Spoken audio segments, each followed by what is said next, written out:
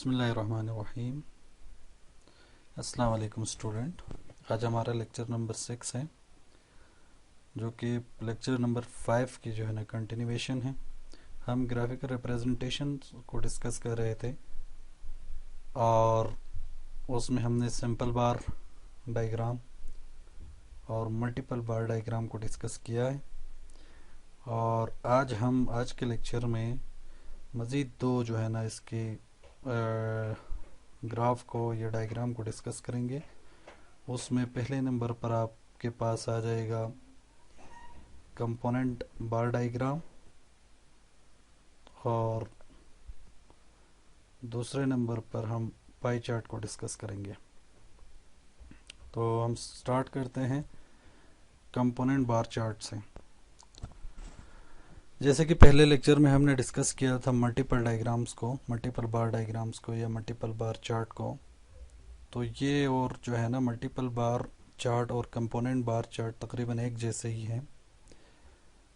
वहाँ पर मल्टीपल बार चार्ट्स में हम हर कमोडिटी के लिए अलग अलग से जो है ना बार्स बनाते होते थे। जैसे कि हमने इंपोर्ट के लिए अलग एक बनाया, एक्सपोर्ट के लिए अलग एक बनाया।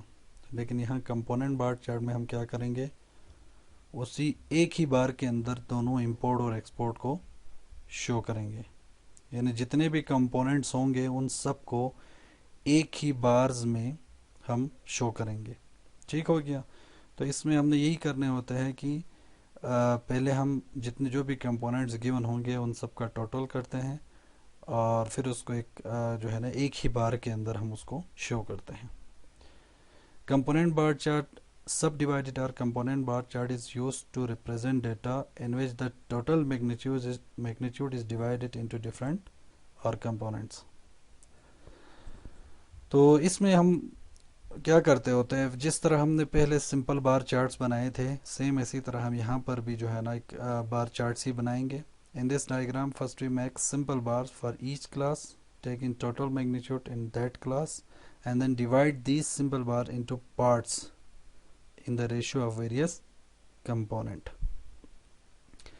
The type of diagram shows the variation in different components within each class as well as between different classes.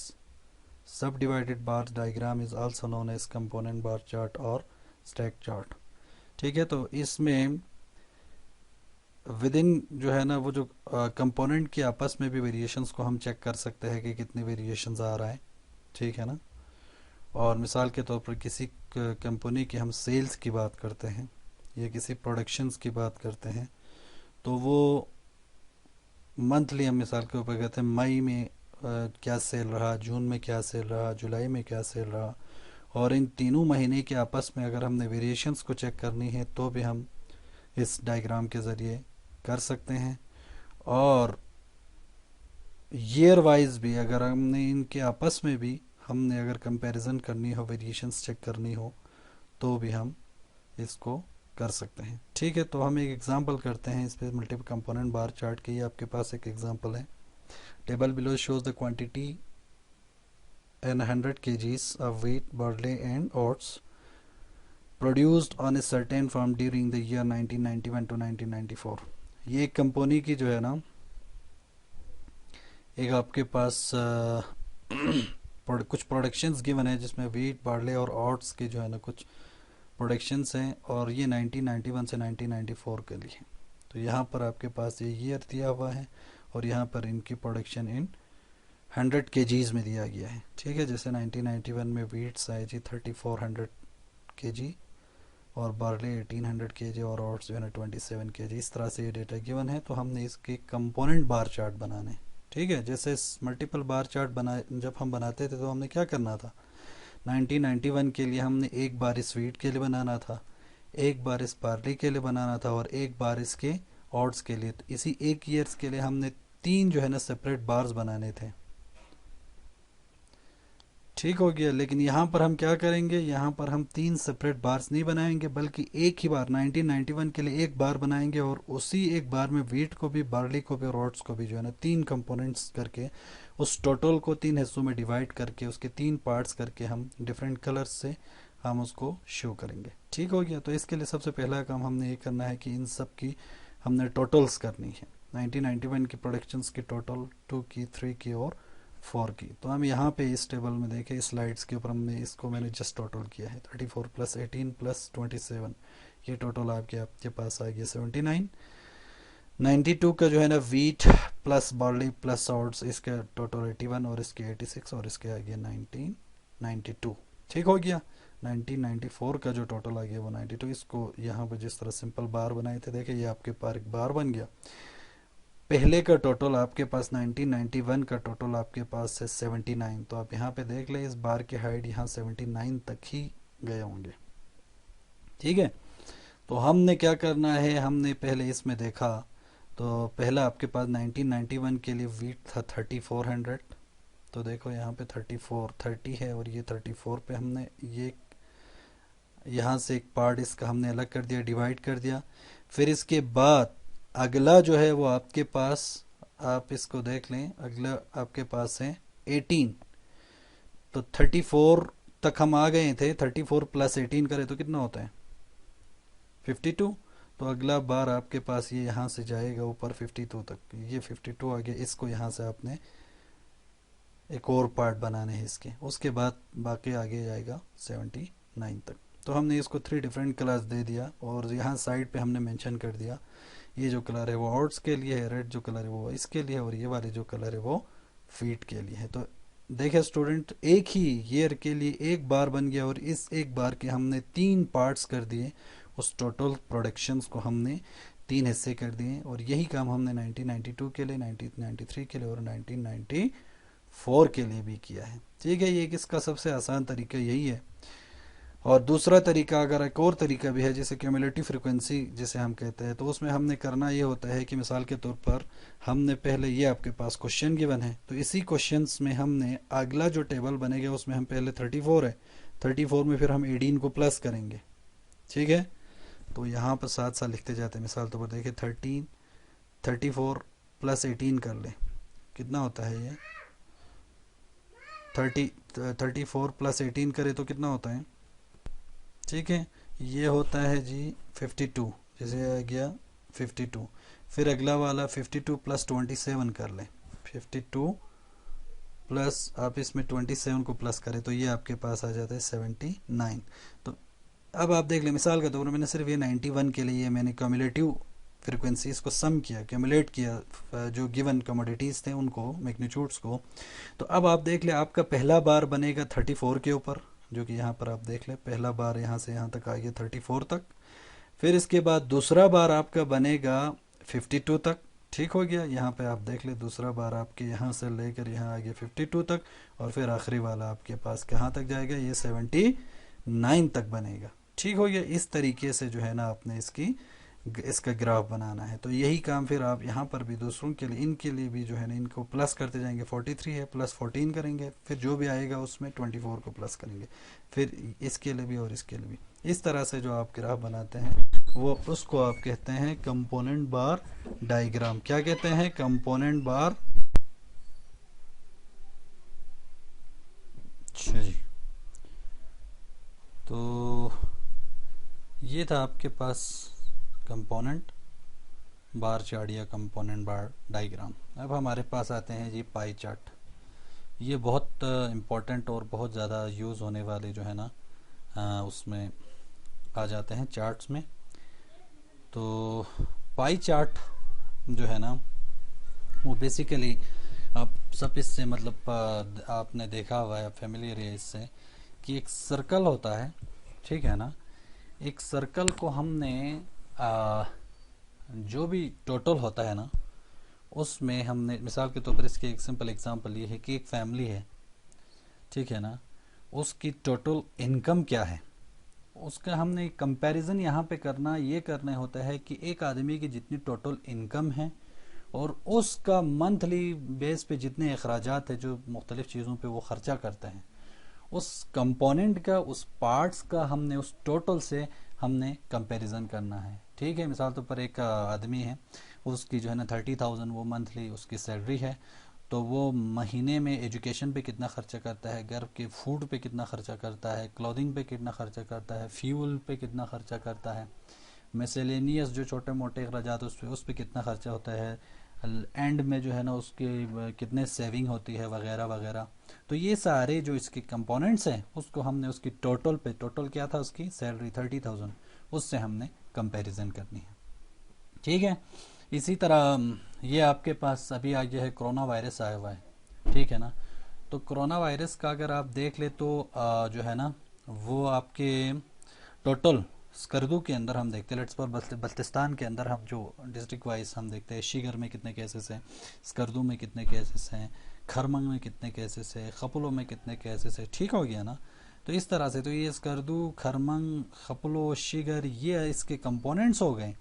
और जो आपका टोटल इन सब को प्लस करे तो इसका वो टोटल केस आ जाते हैं। तो उसको हम एक चार्ट के जरिए हम कंपैरिजन करते हैं, उसको कहते हैं pie chart. Pie chart can use to compare the relation between the whole and its component. ठीक है।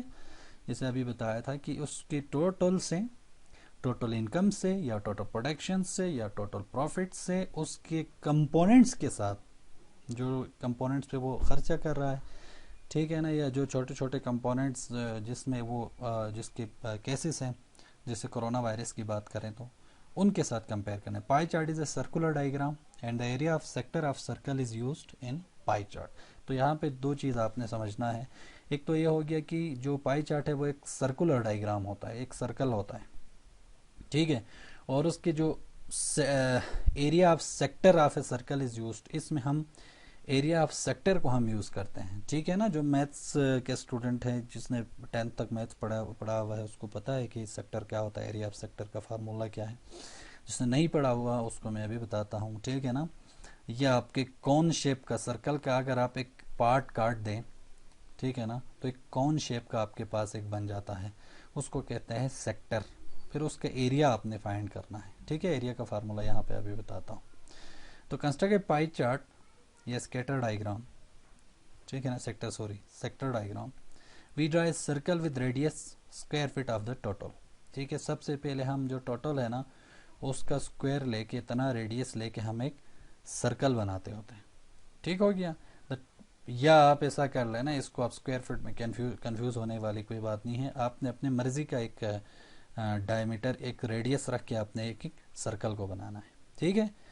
Total angle of a circle is 360, ये आप सबको पता है। एक सर्कल के टोटल एंगल कितना होता है, 360 डिग्री का होता है।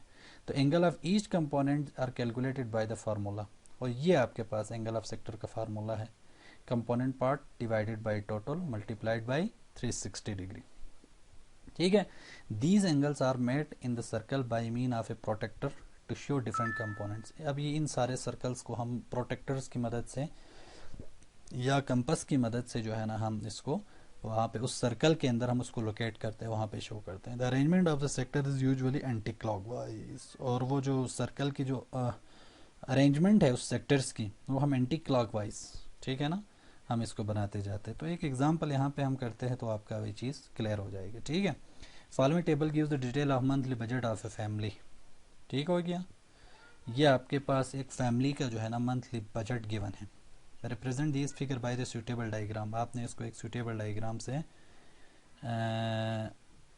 जो है ना सूटेबल डायग्राम से आपने इसको शो करना है। तो ये आपके पास है जी, आइटम्स इसके है जो उस पे वो एक्सपेंडिचर जो खर्च करता है, फूड पे वो करता है $600, क्लोथिंग पे कपड़े वगैरह जो है ना उस पर वो $100, हाउस रेंट वो देता है $400, फ्यूल एंड लाइटिंग वगैरह उसके अखराजात इतने हैं, और मिसलेनियस में उसके इतने हैं। टोटल उसके जो अखराजात है वो कितने हैं जी, $1500 है। तो आपने ये इसका अलग अलग सेक्टर बनेगा, फूड का एक सेक्टर बनेगा, क्लॉथिंग का एक सेक्टर बनेगा, हाउस रेंट का एक सेक्टर बनेगा, उसको आपने ग्राफिकली शो करना है, ठीक है। तो सबसे पहले आपने क्या करना है, इन सबको, ये जो क्वांटिटीज़ जो गिवन है डॉलर में ये दिया हुआ है 600, 100, 400, इन सबको अपने एंगल में चेंज करना है, क्योंकि हमने सर्कल के ऊपर काम करने होते हैं ना, सर्कल में शो करना। तो इसको हम एंगल में करने के लिए ये वाला फार्मूला हम यूज़ करेंगे। इन सब का इस फार्मूले से हमने क्या करना है, एंगल ऑफ सेक्टर मालूम करना है। तो ये आपके पास फार्मूला है। तो देखो, component part divided by total multiplied by 360। Component part आपके पास 600 है, टोटल आपके पास 1500 है, मल्टीप्लाइड बाय 360। फिर दूसरा कंपोनेंट आपके पास 100 है, टोटल आपके पास 1500 है मल्टीप्लाइड बाय 360। फिर तीसरा कंपोनेंट पार्ट आपके पास 400 है divided by total 1500 multiplied by 360। इस तरीके से आपने यहाँ पर इसके एंगल्स फाइंड करने। देखो necessary computation are given below. Area of sector ये फार्मूला हमने लगाया है, 600 था, ठीक है ना, उसका 144 डिग्री बन गया। कैसे बन गया? 600 डिवाइडेड बाई 1500 मल्टीप्लाइड बाई 360 करे तो 144 हो जाते हैं। फिर 100 डिवाइडेड बाई 1500 मल्टीप्लाइड बाई 360 करे तो 24। ये सारा आपने यहाँ पे किया। एक मज़े की बात यहाँ पे आपने नोट करना है, जब आप ये सारे एंगल बनाए ना तो इन सब को आप प्लस करें तो इसका टोटल कितना आना चाहिए? 360 आना चाहिए। ठीक हो गया। फिर अगला काम हम इसको करेंगे कैम्युलेटिव एंगल। इन सब को हम कैम्युलेट करते जाएंगे। पहला एंगल एज इट इज लिखेंगे इसी तरह, 144 था वो 144 ही लिखा, ठीक हो गया। इस 144 में हमने इसको प्लस किया तो ये 168 हो गया। फिर इस 168 में हमने इस 96 को प्लस किया 264, फिर इसमें हमने इसको प्लस किया 288, फिर हमने इसमें इसको प्लस किया तो 360। आखिरी कैम्युलेटिव एंगल जो है ना टोटल कैम्युलेटिव एंगल्स के बराबर होता है। ठीक हो गया। यानी हमने कैम्युलेटिव एंगल्स में क्या करना है, पहले एंगल को इसी तरह लिखना है, फिर उसमें दूसरे को प्लस करना है, फिर उसमें तीसरे को, फिर ये आ गया, फिर इसमें चौथे को, फिर ये आ गया, फिर इसमें पांचवें को, इसी तरह से प्लस करते जाना है। अब हमने इन एंगल्स को जो है ना हमने एक ग्राफ में शो करना है। देखो जी, पहला आपके पास 140 डिग्री को हमने शो किया। जैसे पहले कहा था हमने जो है ना एंटी क्लॉकवाइज जाना है, ठीक है ना। तो यहाँ पे आप देख सकते हैं ये आपके पास फूड का है, ये वाला जो पोर्शन है ये फूड लिखा हुआ है। फिर ये क्लॉथिंग का है, ये क्लॉथिंग लिखा हुआ है ये वाला। फिर ये हाउस रेंट है, फिर ये फ्यूल है, और फिर ये मिसलेनियस है। ठीक है। इन अखराजात को इसके एक डायग्राम से हमने शो किया। आपने अपने प्रोटेक्टर को यहाँ पे रखा, आपने देखा कि 140 और कहाँ पे एंगल आ रहा है, ठीक है ना।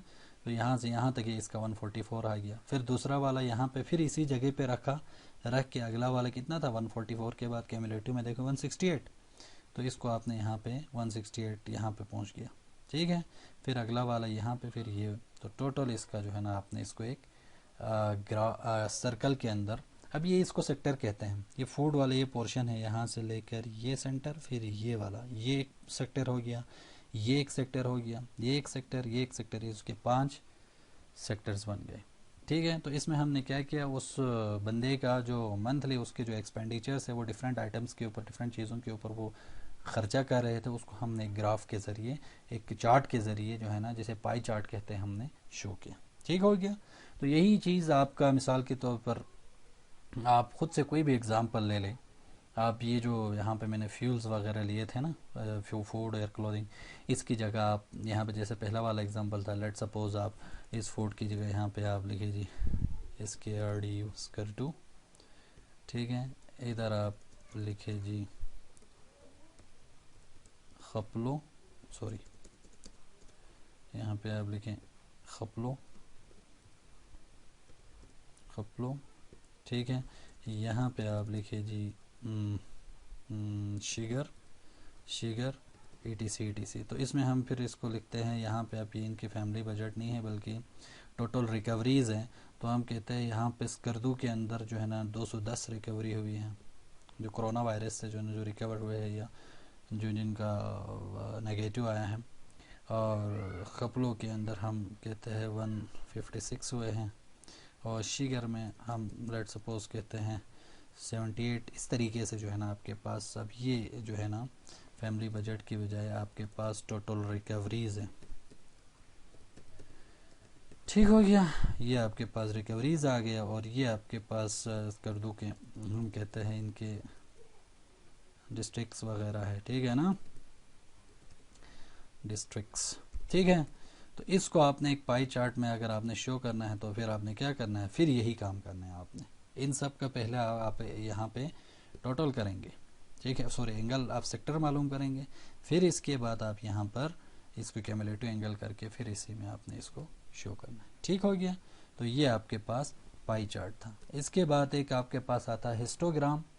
इसको कहते हैं ग्राफ ऑफ फ्रीक्वेंसी डिस्ट्रीब्यूशन। चूंकि हमने अभी फ्रीक्वेंसी डिस्ट्रीब्यूशन को पढ़ा नहीं है तो ये अभी आपकी जो है ना समझना आपके लिए मुश्किल होगा। तो अगले लेक्चर में जो है ना पहले हम फ्रीक्वेंसी डिस्ट्रीब्यूशन क्या होता है उसको पढ़ेंगे, उसके बाद जाके इंशाल्लाह हम इसके ग्राफ बनाएंगे, हिस्टोग्राम। ठीक हो गया। तो ये जितने भी बहुत सारे इसके ग्राफ की टाइप्स और चार्ट्स की जो है ना डायग्राम्स की टाइप्स हैं, लेकिन हमने यहाँ पे सिर्फ आपको कुछ इम्पोर्टेंस ग्राफ और उसको चार्ट्स को डिस्कस किए हैं। तो इंशाल्लाह मुझे उम्मीद है आपके समझ में आ गए होंगे। फिर भी कोई क्वेश्चंस वगैरह है तो आप पूछ सकते हैं। Thank you very much.